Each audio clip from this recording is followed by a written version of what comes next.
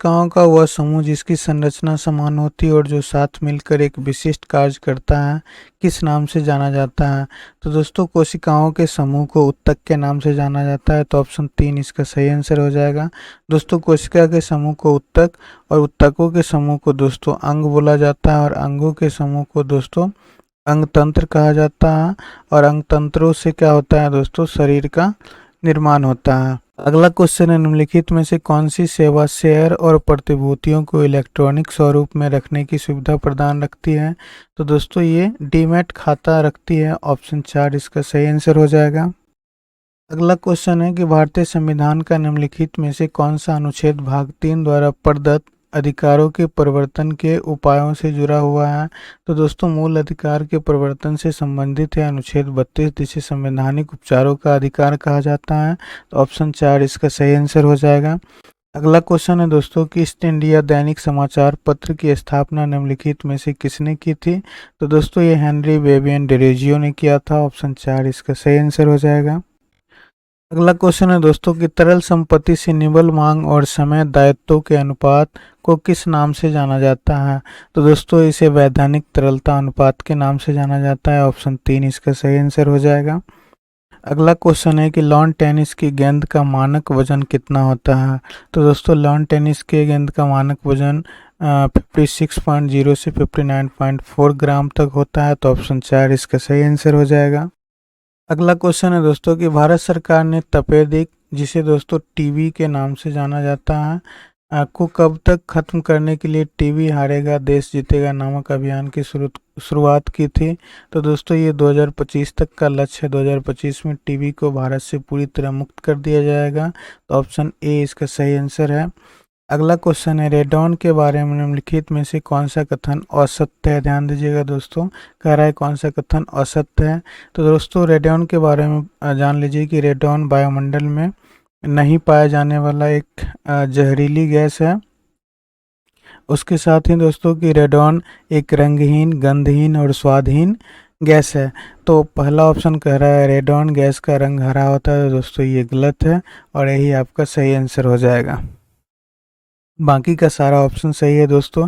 जैसे रेडॉन एक प्राकृतिक रूप से घटित रेडियोधर्मी गैस है, ये बिल्कुल सही है। रेडॉन के कारण फेफड़े का कैंसर हो सकता है, बिल्कुल सही है।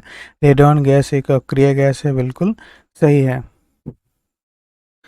अगला क्वेश्चन है दोस्तों कि 1928 में वल्लभ भाई पटेल ने किस स्थान पर किसान आंदोलन का नेतृत्व किया था? तो दोस्तों, ये बारदौली में किया था, और बारदौली में ही बारदौली की मजदूर या महिलाओं की तरफ से गांधी जी ने वल्लभ भाई पटेल को सरदार की उपाधि दिए थे। ऑप्शन 4 इसका सही आंसर हो जाएगा। अगला क्वेश्चन है कि बनास, जिसे पार्वती और काली सिंध किस नदी की सहायक नदियां हैं? तो दोस्तों, बनास जो है वो चंबल की सहायक नदी है। तो ऑप्शन 3 इसका सही आंसर हो जाएगा। अगला क्वेश्चन है दोस्तों, निम्नलिखित में से कौन सी इमारत मुगल स्मारक आगरा किले में स्थित नहीं है? दोस्तों, ध्यान दीजिएगा, आगरा के किले में स्थित नहीं है। तो शीश महल आगरा के किले में स्थित है, खास महल ये भी स्थित है, मोती मस्जिद औरंगजेब बनवाया था ये भी स्थित है, और जल महल, दोस्तों जल महल जो है वो राजस्थान में स्थित है। तो ऑप्शन 4 इसका सही आंसर हो जाएगा ये। अगला क्वेश्चन है, घन मीटर किसका एसआई व्युत्पन्न मात्रक यानी इकाई है? तो दोस्तों, घन मीटर जो होता है जिसे मीटर क्यूब के नाम से जानते हैं दोस्तों, ये आयतन का एसआई इकाई होता है। तो ऑप्शन 3 इसका सही आंसर हो जाएगा। अगला क्वेश्चन है, निम्नलिखित में से कौन सी बीमारी श्वसन तंत्र से संबंधित नहीं है? तो दोस्तों, अस्थमा, इन्फ्लुएंजा और निमोनिया ये सभी के सभी श्वसन से संबंधित रोग हैं, जबकि सिरोसिस जो है दोस्तों वो लीवर से संबंधित रोग है। अत्यधिक शराब पीने के कारण व्यक्तियों को सिरोसिस नामक रोग होता है। तो ऑप्शन 2 इसका सही आंसर हो जाएगा। अगला क्वेश्चन है, एक गोलीय दर्पण में ध्रुव से प्रमुख फोकस की दूरी को किस नाम से जाना जाता है? तो ध्रुव से फोकस दूरी के बीच की लंबाई को फोकल लंबाई के नाम से जाना जाता है। ऑप्शन 4 इसका सही आंसर है। अगला क्वेश्चन है दोस्तों कि निम्नलिखित में से कौन सा बाढ़ के मैदानों से दूर जमा होने वाले पुराने जलोढ़ मिट्टी की प्रणाली को दर्शाता है? तो दोस्तों पुराने जलोढ़ मिट्टी जो होती है वो दोस्तों दो प्रकार की होती है, एक बांगर और दूसरा खादर। तो पुराने जलोढ़ मिट्टी को बांगर के नाम से जाना जाता है, और यहाँ पे पूछ रहा है पुराने जलोढ़ मिट्टी, तो ऑप्शन ए इसका सही आंसर हो जाएगा। और दोस्तों नए जलोढ़ मिट्टी जो होता है उसको खादर के नाम से जाना जाता है। और भारत में जलोढ़ मिट्टी का विस्तार जो है दोस्तों 6.4 करोड़ हेक्टेयर भूमि पर। अगला क्वेश्चन है दोस्तों कि सिंधु घाटी सभ्यता का सबसे उत्तरी स्थल कौन सा है। तो दोस्तों सिंधु घाटी सभ्यता का सबसे उत्तरी स्थल मांडा है, ऑप्शन 4 इसका सही आंसर है। अगला क्वेश्चन है निम्नलिखित में से कौन सा स्मारक ताजमहल के पूर्वी भाग में स्थित है। तो दोस्तों ताजमहल के पूर्वी भाग, ऐसे आपको पता होगा कि ताजमहल कहाँ स्थित है दोस्तों, तो ताजमहल आगरा में स्थित है, और इसके पूर्वी भाग में आगा खान की हवेली स्थित है। तो ऑप्शन 2 इसका सही आंसर हो जाएगा। अगला क्वेश्चन है दोस्तों कि भारतीय संविधान की निम्नलिखित अनुसूची में से कौन सी संघ और राज्यों के बीच शक्तियों और कार्यों के आवंटन को परिभाषित करती है। तो दोस्तों ये 7वीं अनुसूची है, ऑप्शन 2 इसका सही आंसर हो जाएगा। अगला क्वेश्चन है पृथ्वी का वायुमंडल मुख्य रूप से किन गैसों से मिलकर बना होता है। तो दोस्तों हमारे पृथ्वी के वायुमंडल में 78% तक नाइट्रोजन गैस पाया जाता है, और पृथ्वी के सतही हिस्से में 21% तक ऑक्सीजन पाया जाता है दोस्तों। तो यहाँ पे कह रहा है कि वायुमंडल मुख्य रूप से किन गैस से मिलकर बना है, तो नाइट्रोजन और ऑक्सीजन से मिलकर बना है, ऑप्शन ए इसका सही आंसर हो जाएगा। अगला क्वेश्चन है दोस्तों कि लिच्छवियों के प्रमुख की बेटी कुमार देवी का विवाह किसके साथ हुआ था। तो दोस्तों लिच्छवी के राजकुमारी कुमार देवी का विवाह चंद्रगुप्त प्रथम के साथ हुआ था, और इन्होंने महाराजा धीराज की उपाधि लिया था। दोस्तों महाराजा धीराज का अर्थ होता है राजाओं का राजा, ऑप्शन 2 इसका सही आंसर हो जाएगा। अगला क्वेश्चन है कि माइक्रोसॉफ्ट एक्सेल 2010 में पंक्तियों की पहचान निम्नलिखित में से किसके द्वारा की जाती है। तो दोस्तों रो की जो पहचान होती है वो मुख्य रूप से 1 2 3 संख्याओं के द्वारा की जाती है, तो ऑप्शन 2 इसका सही आंसर हो जाएगा। अगला क्वेश्चन है कि वेब ब्राउज़र में डैश कमांड वर्तमान पेज से अगले पेज पर जाने में सहायता करता है। तो दोस्तों ये फॉरवर्ड ऑप्शन जो है वो आगे के पेज पर जाने में सहायता करता है, तो ऑप्शन 2 इसका सही आंसर हो जाएगा। अगला क्वेश्चन है दोस्तों कि ईमेल एप्लीकेशन में डैश एक ऐसा फोल्डर होता है जो आगमन संदेशों को स्वीकार करता है। तो दोस्तों जो भी आगमन संदेश होते हैं उसको दोस्तों किसके अंदर रखा जाता है, तो वो इनबॉक्स के अंदर रखा जाता है, तो ऑप्शन ए इसका सही आंसर हो जाएगा। अगला क्वेश्चन है दोस्तों कि एमएस एक्सेल 2010 में डैश का उपयोग तब किया जाता है जब आप सेल रेफरेंस को विशिष्ट सेल पर फिक्स करना चाहते हैं। तो दोस्तों इसके लिए हम लोग एब्सोल्यूट सेल रेफरेंस लेते हैं दोस्तों। जैसे कि मान लीजिए ये कॉलम ए है, तो ये दोनों तरफ से डॉलर साइन से फिक्स करना दोस्तों एब्सोल्यूट कहलाता है, तो ऑप्शन 3 इसका सही आंसर हो जाएगा। अगला क्वेश्चन है कि माइक्रोसॉफ्ट एक्सेल 2010 में डैश का उपयोग डेटा को बार और लाइन के रूप में प्रदर्शित करने के लिए किया जाता है। तो बार और लाइन के रूप में प्रदर्शित करने के लिए जो दोस्तों चार्ट ऑप्शन का उपयोग किया जाता है, तो ऑप्शन 4 इसका सही आंसर हो जाएगा। अगला क्वेश्चन है कि एक डैश एक प्रकार का द्वेषी सॉफ्टवेयर या मैलवेयर होता है जो कंप्यूटर के बीच फैलता है और डेटा एवं सॉफ्टवेयर को नुकसान पहुंचाता है। तो दोस्तों ये वायरस होते हैं, ऑप्शन 3 इसका सही आंसर हो जाएगा। दोस्तों वायरस का फुल फॉर्म होता है vital input resources under seize.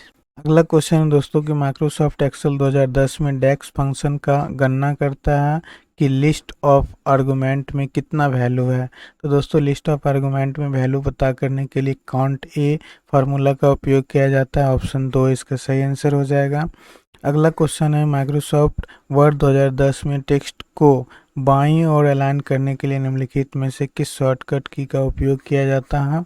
तो दोस्तों आपको पता होगा कि कंप्यूटर के अंदर 4 प्रकार के अलाइनमेंट होते हैं, लेफ्ट, राइट, सेंटर और जस्टिफाई।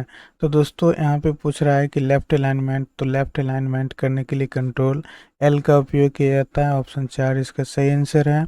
अगला क्वेश्चन है निम्नलिखित में से कौन सा एमएस वर्ड 2010 में पहले से कॉन्फ़िगर वाटरमार्क नहीं है। तो दोस्तों यहाँ पर ग्रे वर्टिकल टेक्स्ट के साथ डू नॉट कॉपी वाटरमार्क, ये वर्टिकल दोस्तों होता ही नहीं, ये डायगोनल होता है या नहीं तो हॉरिजॉन्टल होता है, तो ऑप्शन 2 इसका सही आंसर हो जाएगा। अगला क्वेश्चन है कि एम एस एक्सेल 2010 में वर्कशीट में रो और कॉलम की संख्या कितनी होती है। तो एक्सेल 2010 की रो एक्सेल 2010, 2013 और 2016 और इसके आगे के जो भी वर्जन है दोस्तों, उसमें रो की संख्या जो होती है वो 10,48,576 और कॉलम की संख्या 16,384 होता है। तो ऑप्शन ए इसका सही आंसर है। अगला क्वेश्चन है, एक डैश एक वर्कशीट में एक पंक्ति और एक कॉलम के प्रतिच्छेदन होता है। तो दोस्तों सेल जो होता है वो रो और कॉलम का इंटरसेक्शन पॉइंट होता है। तो ऑप्शन दो इसका सही आंसर हो जाएगा। अगला क्वेश्चन है, आमतौर पर आने वाले ईमेल को स्टोर करने के लिए निम्नलिखित में से किस फोल्डर का उपयोग किया जाता है।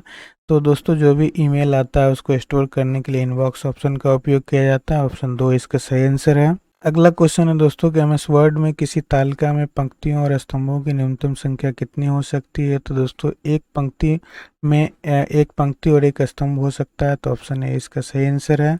अगला क्वेश्चन है, एमएस वर्ड में यदि आप किसी टेबल के भीतर टैब की दबाते हैं तो कर्सर को आप डैश पर ले जाते हैं।